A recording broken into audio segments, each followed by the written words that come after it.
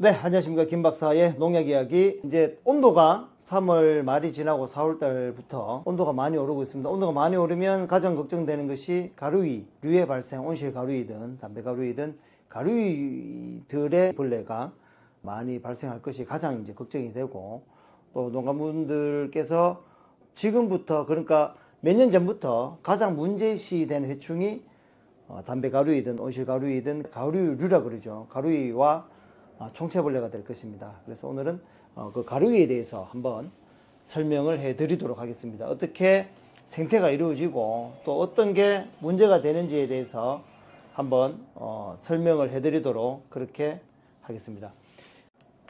네, 온실 가루위의 생태는 성충에서 알을 놓죠. 알을 놓으면 1령충, 2령충, 3령충, 4령충을 거쳐서 4령충에서 다시 성충이 되겠습니다. 그죠? 요 단계는 아는데, 온실 가루이가 가장 큰 문제점은 한 마리의 성충이 한 수백 개의 알을 낳는다는 것이 첫 번째 문제고, 두 번째 문제는 2령충부터죠. 2령충부터 1령충부터 저벽을 빨긴 빱니다.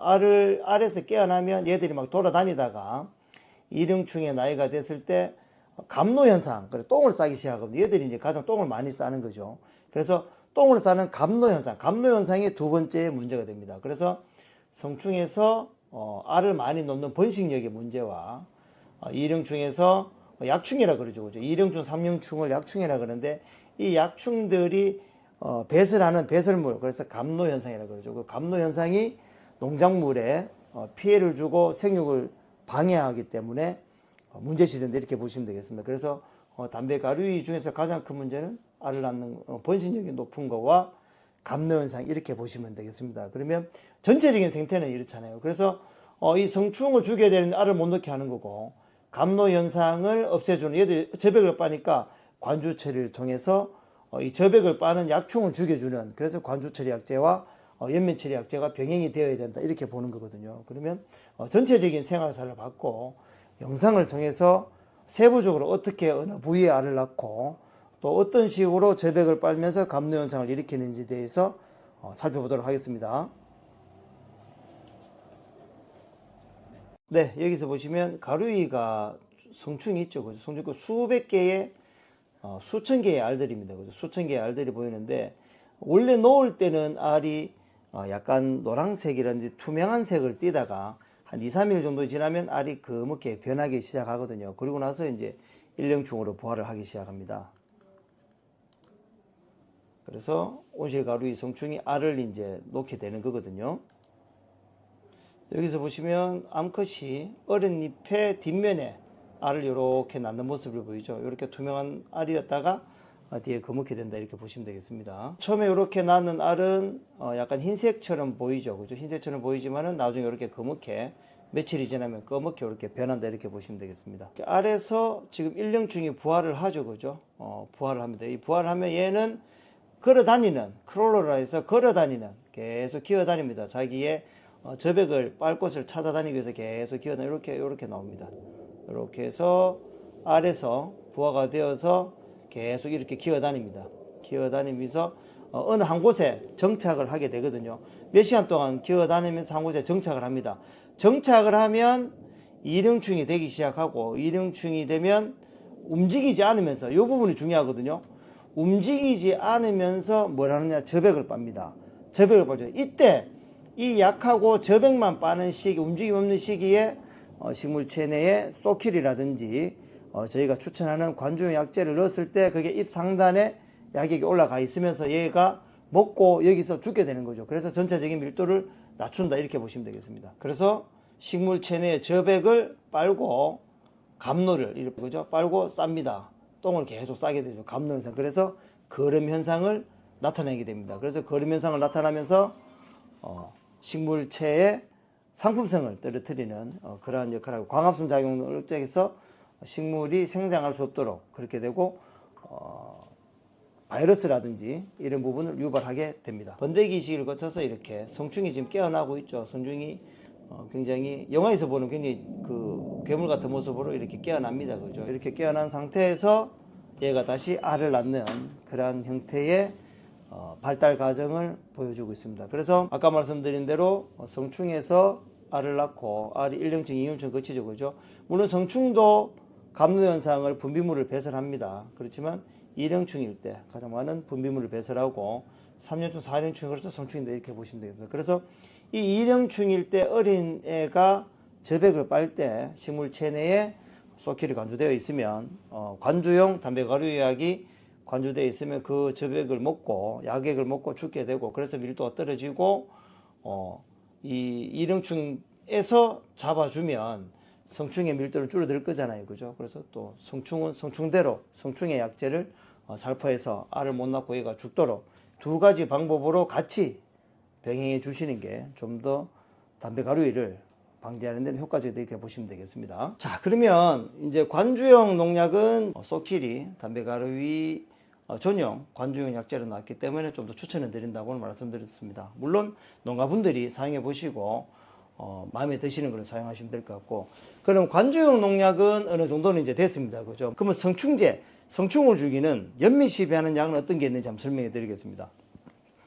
네, 온실가루이의 전체적인 생태를 살펴봤고 영상으로도 어떻게 알을 넣고 약충이 어떻게 기어다니면서 저백을 빠는지도 봤잖아요. 그죠? 그래서 약충일 때 저백을 빨 때 성충보다는 약충이 더 어리니까 약액을 먹고 죽을 확률이 더 많잖아요. 그죠? 그때 관주용 소킬이든 뭐 이러한 약을 넣어서 저백을 빨 때 그 약액을 먹고 치사를 시킨다, 죽게 한다 이렇게 보면 될 것 같고, 두 번째로 그럼 연면시비하는 약은 올해 같은 경우에 세 가지가 주 대세가 될 겁니다. 뭐 면전에 나는 빵빠레 프로필리퀴나존 성분이죠. 그죠? 빵빠레가 있고 빵빠레 액상이 있죠. 그죠? 그리고 이 빵빠레가 들어간 합제들이 굉장히 많을 거잖아요. 그죠? 그런 종류가 하나가 될 것이고, 두 번째는 피리다벤, 램제트와 스파이트죠. 그죠? 이 성분이 들어간 합제 또 여러 가지 이름의 약재들이 있을 거잖아요. 그죠? 그런 약재들이 있을 겁니다. 그리고 세 번째는 이피콘, 뭐 카드리온 같은 성분이죠. 그죠? 딘프로피리다즈라는 성분의 약재가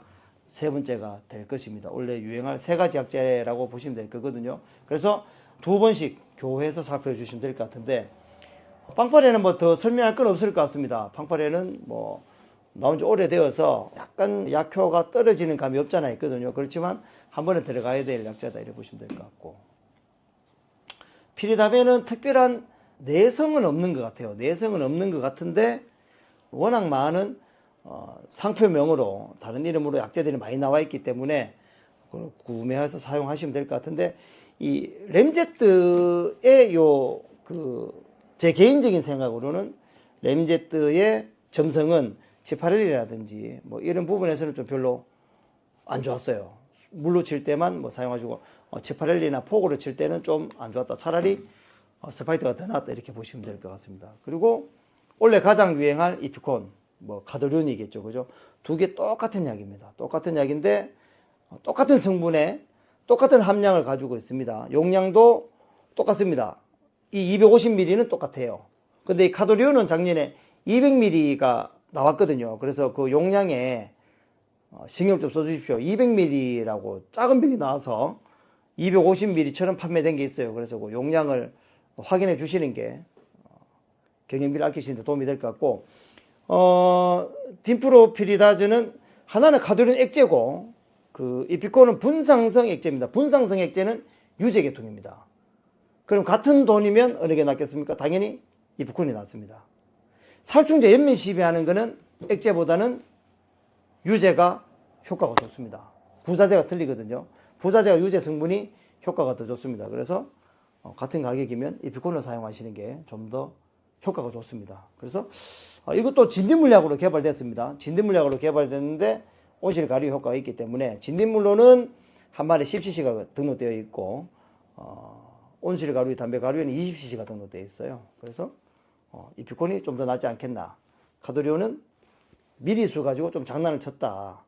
200ml, 250ml 이런 식으로 나와서 뭐 좀 장난을 쳤다. 이래 보시면 될 것 같습니다. 그래서 액제이기 때문에 액제보다는 유제가 낫다. 이렇게 보시면 되겠습니다. 그래서 이렇게 이 세 약재가 주종의 약재가 될 것이고, 아까 말씀드린 그 감로현상을 좀 줄여주는 거는 일본에서 사용되는 사요나라충이라는 원재가 있거든요. 이거는 저희 그 인터넷 쇼핑몰 김박사의 농약 이야기 들어가시면 그 자세한 설명을 또 해놓겠습니다. 그래서 같이 혼용해서 살포하시면 분명히 좋은 효과를 나타낼 것입니다. 그래서 저희 보조약제 등은 네이버에 김박사 농약 도매상사를 치시면 제품이 올라 있으니까 한번 같이 참고해 보시면 될 것 같고, 약제는 세 가지가 주중이 될 것이 이렇게 보시면 되겠습니다. 그래서 언제든지 궁금한 사항이 있으면 전화 주시고, 늘 말씀드립니다만은 병해충이 문제가 되면 반드시 농약을 1번으로 생각하시고 보조약제를 2번으로 생각하시고, 또 농약의 구성이라든지 배합하는 게 궁금하신 게 있으면 언제든지